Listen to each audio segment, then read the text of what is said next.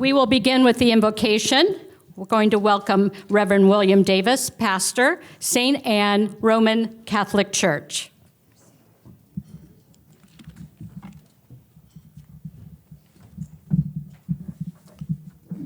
Let us place ourselves in the presence of God. Good and gracious God, we ask you to be among us this afternoon as we continue in this fellowship and friendship of the Women's Republican Club. We ask you to guide our interest in our hearts and our desires as we continue to do community outreach, interest in education, election integrity, and legislative issues, as well as veteran support and faith engagement. We ask you to allow us to continue to be informed as far as our electorate is concerned and the efficacy of women in government. We ask you to be among us as friends and to give us all the inspiration that we need to do what you ask us to do. And we ask this for God is forever and ever. Amen. Amen.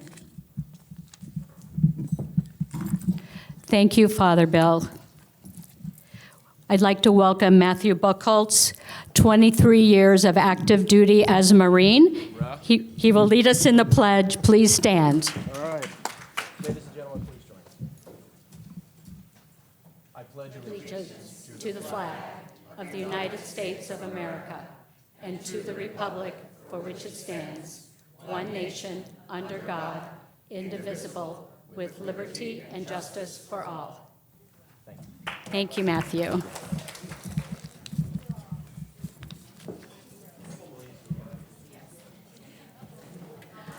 All right, so we'd like to welcome all the veterans today. Could you please stand so we can thank you for your service?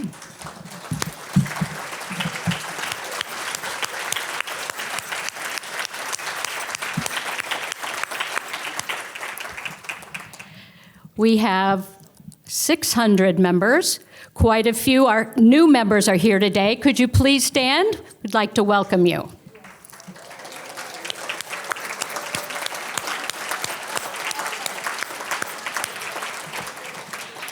Thank you for joining us. Elected officials, we have a few here today. Could you please stand? Let us know who you are and what you do for us. So we'll start with Lauren.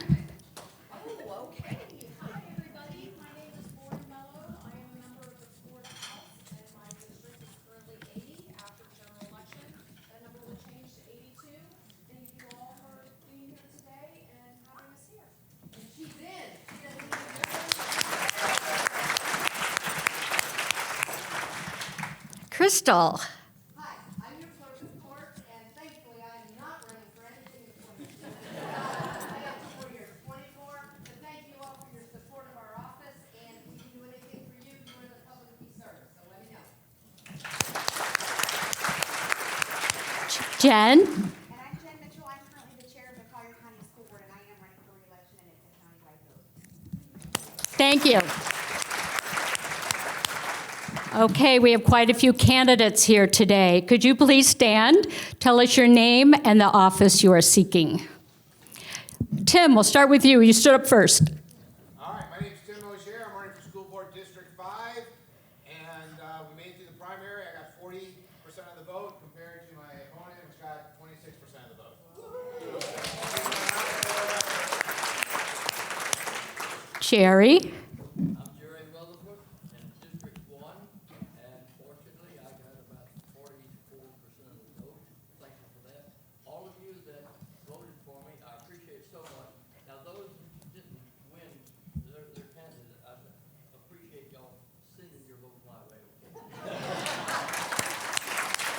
Okay. And we know Jen is running also in District 3. So a lot of you worked the polls during the primary and early voting. Please stand so we can thank you, all poll workers and watchers.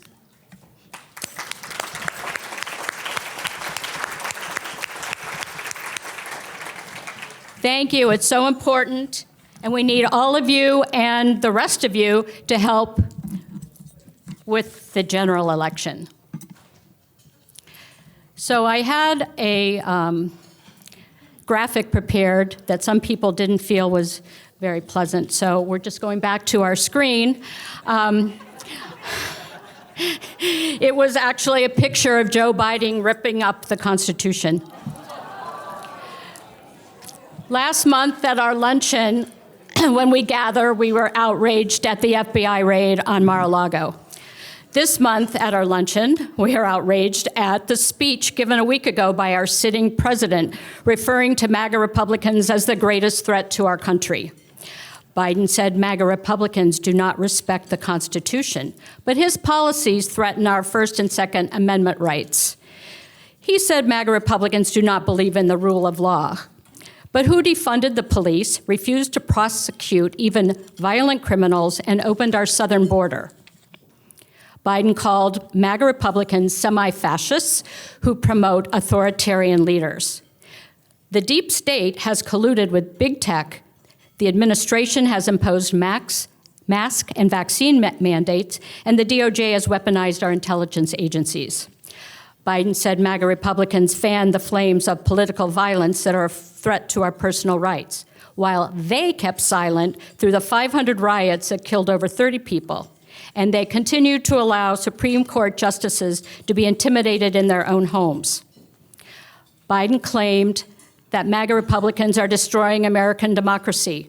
Our founders created a constitutional republic, as they knew direct democracies are vulnerable to mob rule, which is what the progressives are relying on to retain power. Biden attacked 74 million everyday Americans in his speech. He has to talk about the perceived enemy because he can't talk about his ideas. His policies are destroying America in real time. Joe Biden hates the American citizens who simply want to make America great because every single one of his policies has made America weak and vulnerable. Joe Biden referenced the soul of our nation several times in his speech, but it is hard for a nation to have a soul when its leader is a soulless, corrupt politician who continues to enact policies that make his country and his fellow citizens weaker and more vulnerable for his own political and personal gain. So, what can we do about it? As Governor DeSantis says, put on the full armor of God and fight. We need to volunteer, send money, vote, and make sure all of our conservative friends vote. We need to make the red wave happen. We need to all take up the DeSantis fight for freedom.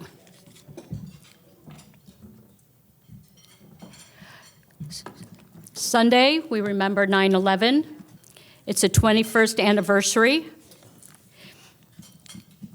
of the attacks on the World Trade Center, the Pentagon, and the crash of Flight 93 in Shanksville, PA. There will be a remembrance here in Naples, sponsored by the Freedom Memorial Foundation of Naples. It will be at the Fred Coyle Freedom Park.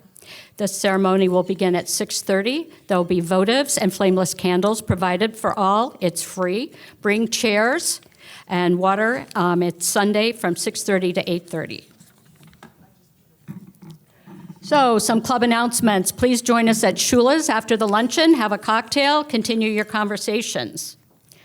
Thursday, we have a busy day at the GOP Victory headquarters from 3 to 5. We will have phone banking for our courageous governor, for Senator Marco Rubio, and others. So please join us, and then head over to the Continental for the sip on the right side. It's sponsored by D'Amico and Partners. So, next luncheon, Byron Donalds is our speaker. It'll be October 14th. Because of the amount of members we have, please register early. There will be, some of you today just showed up without a reservation. There will be no extra seating. So please make sure you pay ahead of time, and it will be open to members only. The capacity here is 300, so register early. We look forward to seeing you. We have a very special program scheduled for Veterans Day. Our luncheon meeting is on Veterans Day. The commemoration is on the 11th hour of the 11th day of the 11th month. So today our program started at noon. It's going to start at 11 sharp. Today we were a minute late. We're not going to be a minute late. Okay, so the doors will open at 10. Get here early. And again, this will sell out, so it will be members only. Some community events. This Tuesday is a pro-life conference for pastors. It's going to be held at St. John the Evangelist Catholic Church. It is open to the public, and our club will have a presence there. We'll be having a table. Next weekend is the FFRW Fall Conference. It's in Orlando. It should be interesting, lots of great speakers. So please come and join us. The Moms for Liberty have become a very strong, powerful political force in our country. Collier County now has a chapter. Please join the Joyful Warriors at their next meeting, September 22nd. There are a few tickets left for September 24th for the Reveal the Steel featuring Dinesh D'Souza here at the Hilton. September 25th, the last Sunday in September, is Gold Star Mothers and Families Day. This is the day for honoring families of those who have received the Gold Star, the military award that no one wants. We have really good news about our Patriots Reader program from the Literacy and Education Committee. Their first read will be at First Baptist School, right? Did I say that name right? And that will be on September 23rd. Please see Litra and Jeannie, wave your hand, if you are interested in reading to first graders and kindergartners. Under the leadership of our previous president, Donna Wagner, our club received a Diamond Award from the NFRW, and a required program to receive that award is the Mamie Eisenhower Library Project. These same ladies are leading the committee who is taking care of that, and they are putting together baskets of books to be donated to schools, libraries, and hospitals. Okay, now on to the important stuff. I worked the polls out in Golden Gate, and as many people voted as were turned away. So we have a problem. Republicans tend to vote in person. If you show up at the polls at 6:45 and you're at the wrong precinct, your vote's not going to get counted. So everybody needs to make sure you know the correct polling place if you're going to vote on Election Day, and make sure all your friends know. You can check it at colliervotes.com. .gov, sorry. We want to congratulate our elected candidates who are already elected. One of them is here, Lauren Mello. These candidates ran unopposed. We have to be vigilant. This may not happen in the future.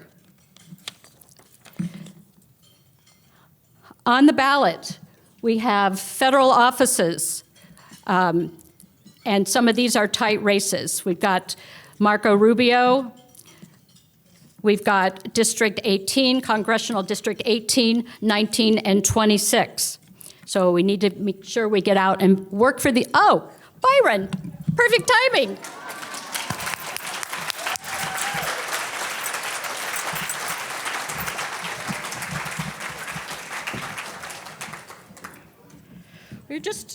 We were just talking about you.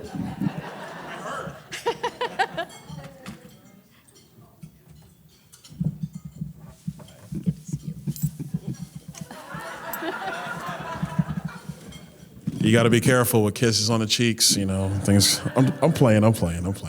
How's everybody doing? So a couple things. One, obviously, yes, it's that time of year. You know, it's the best time of the year. We love this time of period. Hi, Michaelin, how are you? It's good to see you. How are you?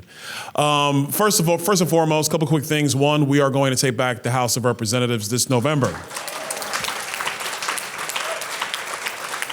We have some great candidates. I was on with John Gibbs up in Michigan, who just won. His campaign is going great. We were talking about ground game, actually getting at doors. I'm going to be in New Hampshire Monday night with Caroline Levitt up in New Hampshire. I'm going to be with her. So did I say John Gibbs was Michigan or New Hampshire? John Gibbs is Michigan. Sorry. I'm going to be with him. I've been talking with candidates all across the United States. They're excited. They're working hard. They're doing the job. They're staying focused. And in my calls with them, the number one thing I try to tell them to do is don't take the bait, stay focused, be mission-minded, because no matter what the media might want to say, no matter what their Democrat opponents might want to talk about, the table issues that are affecting every American are affecting them whether they're a Democrat, an independent, or a Republican. Electricity prices are through the roof. We have watched the other party raise taxes on natural gas and oil at a time when people need to start heating their homes or cooling their homes, depending on where they live in the United States. And I mean, look at California. They can't even keep the lights on. I mean, this is really insane policy. In the United States Senate, good news. I got good news on the Senate. I was actually going over some polling numbers last night. In Nevada, that looks to be a dead heat race in Nevada. In Arizona, it looks like Blake Masters, and I'm going to be with Blake later today up in Orlando. It looks like Blake is down by 2 points, but he's closed that gap considerably. So we're looking good there. In Pennsylvania, Dr. Oz has closed that gap as well. And it looks like Fetterman is, And it looks like Fetterman is going to have to actually debate. In Georgia, I know, right? It's a funny thing. You debate in politics. In Georgia, very important race in Georgia right now.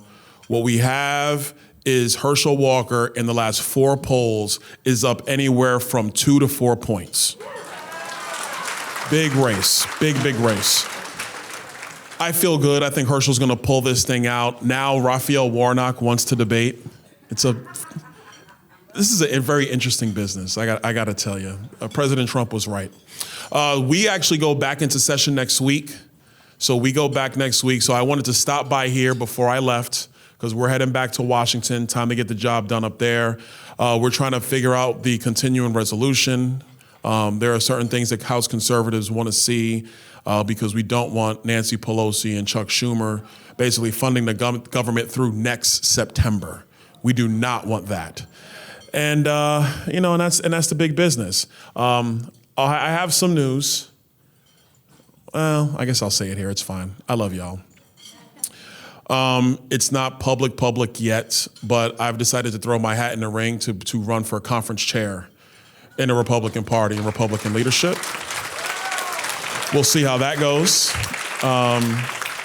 Look, at the end of the day, this is about winning. And so, my colleagues, whether they're very conservative or they're more moderate, at the end of the day, it is about winning. It is about having leadership and direction in our country. It's about getting the country back on track. That's what I'm committed to. And so with that, I just really want to stop by, say hello to you guys. I love y'all. It's been good to be home for about 6 weeks. It's been good. But now it's time to get back to the business of trying to figure out how we're going to run a country. Last but not least, obviously, we all saw what the president did the other day in front of Independence Hall. It was just awful. It was despicable, and I think even their polling showed that. That's why he's now trying to take a step back and say, oh, no, I'm not talking about Republicans. I'm just talking about these MAGA Republicans in Congress.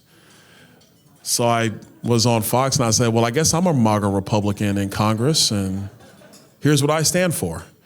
And so I think that it's important that Republicans don't run away from these types of issues.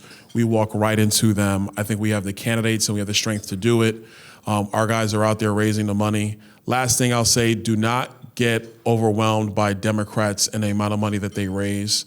The truth in politics is that they have all of the billionaires on their side, And then they also have a massive low-dollar fundraising organization that they've been setting up for more than a decade now. And so Republicans have started doing that. Obviously, you've gotten the text messages and the emails, and I know you get it. I know, because I get it too. But she's laughing, she knows. But the reason why this has happened is because we've had to try to find ways to get all of our voters more engaged into the process to basically meet the Democrats on that battlefield. In this election cycle, we've met them on that battlefield, but overall they have about 32 million small dollar donors. We have about 7.5 million. So don't, let not your heart be troubled. I know I stole that from Sean Hannity, but let not your heart be troubled. At the end of the day, the American people have realized how much of a disaster this agenda is and how much of a disaster this president is. And no portraits they're going to hang in the White House is going to change that. See you guys. I love you.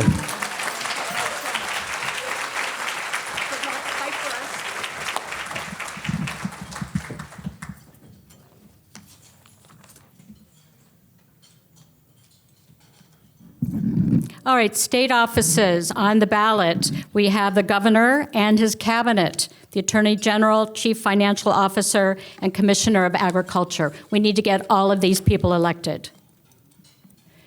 Locally, we still have a county commissioner race, and then there will be races for mosquito control and fire districts. We have a runoff for the school board, and everybody here should know you all get to vote for one candidate in all districts. These candidates are all Republicans, so our club cannot endorse any of them. So please call them. Some of them are here. Speak to them and look at their web pages. Make sure you vote. We talked about the Senate races. This is just a little graph to break down. The ones on the left, we have to retain those if we're going to retain our 50 seats. On the right-hand column are races that are in play to add a Republican majority.